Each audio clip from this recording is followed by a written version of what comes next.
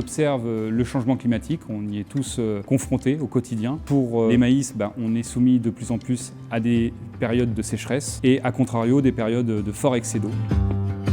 C'est un réel défi pour l'agriculteur, ces changements. Il est toujours confronté au moment des semis à ce choix variétal. Est-ce que j'ai fait le bon choix? Est-ce que j'ai choisi la variété qui va être adaptée à la sécheresse que je vais rencontrer en juillet ou en août? Et à contrario, est-ce que la variété que j'ai choisie, elle va être adaptée si les conditions sont favorables et si le rendement peut monter très haut?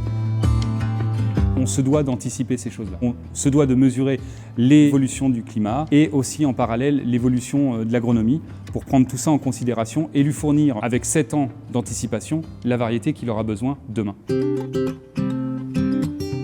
Nous, ce qu'on lui propose chez l'IDEA, c'est de ne plus avoir à faire ce choix, de ne plus avoir à choisir entre le rendement et la stabilité, c'est d'avoir quelque chose de régulier, peu importe les conditions. La génétique qu'on vous propose aujourd'hui, c'est une génétique qui a été testée, éprouvée, pour répondre à vos problématiques d'aujourd'hui et répondre aux défis climatiques que vous rencontrez au quotidien. Tropical Dent, c'est notre arme de guerre, c'est notre véritable valeur ajoutée de l'entreprise, ce qui nous permet aujourd'hui de croiser les génétiques et d'amener ce potentiel de rendement supérieur.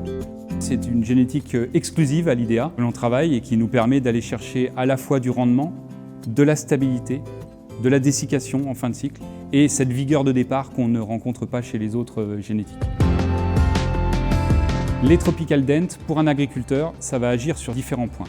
Le premier, c'est une assurance, la stabilité. Peu importe les conditions, avec cette génétique-là, on amène du potentiel de rendement. Le second point, c'est la maximisation du rendement. On sait que sur cette génétique-là, quand on a du potentiel, on est capable de déplafonner les rendements et on est capable d'exprimer un rendement supérieur. Le troisième point, c'est la vigueur de départ.